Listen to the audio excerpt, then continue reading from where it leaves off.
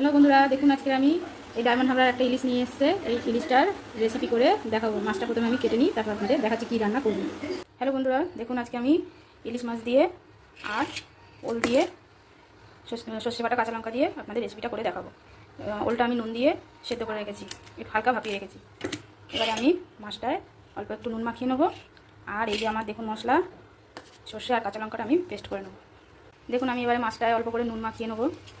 মাছে হলুদ দেবো না, শুধু হালকা করে একটু নুন মাখিয়ে রাখবো। এই দেখুন আমার কড়াই তেল গরম হয়ে গেছে। এবার আমি এতে কালো জিরে ফোড়ন দিয়ে দেবো।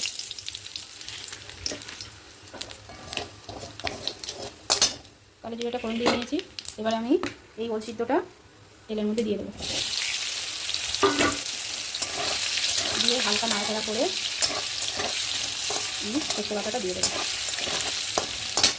সেটা আমি ভালো করে ভেজে নিয়েছি হালকা করে। এবার আমি এই সর্ষে বাটাটা দিয়ে দেবো।